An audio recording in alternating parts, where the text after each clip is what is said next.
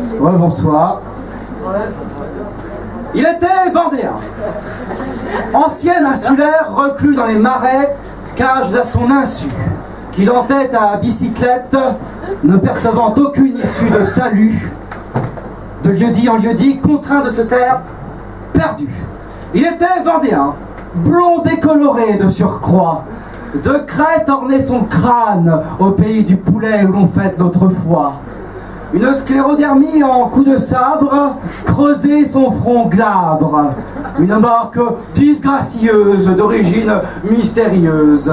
Il était vendéen, lycéen novice, subissant ses 15 ans, tempétueux supplice. Des amitiés viciées salissaient son quotidien. Victime inconsciente de complicité factice. Il était vendéen, en proie aux défaillances, souriait rarement, tremblait presque en permanence. Les crises de tétanie l'envahissaient tel un ténia, à l'appétit non atténué par l'accentuation des tracas. Il était vendéen, fuyant les colibets, les mercredis au club, le ciné du quartier, adepte par dépit des blockbusters américains.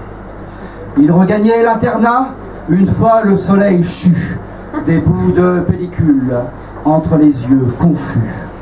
Il était vendéen durant la marée brune, 2002, la jolie, le purin dans les urnes. Nombre de lepénistes, de ceux qui l'insultaient, homophobes et racistes, défilaient à ses côtés contre l'infamie frontiste. Hypocrite de qualité. Il était vendéen et tous les vendredis, il reprenait le quart vers d'autres calomnies. Un soir, sa génitrice vint le voir, rouge de rage, brandit un crucifix incrusté de coquillages, lui criant « Touche le Christ !» Très surpris, l'incrédule sourit de l'exorciste. Il était vendéen, surtout pour le pire. La folie, c'est certain, guettait son avenir. N'ayant ni le cœur à cueillir le haricot mojette, ni l'envie d'être repêché par morceaux à l'épuisette, il a fui loin des siens, quittant cette chair chaland. Il était vendéen. L'est-il encore vraiment ?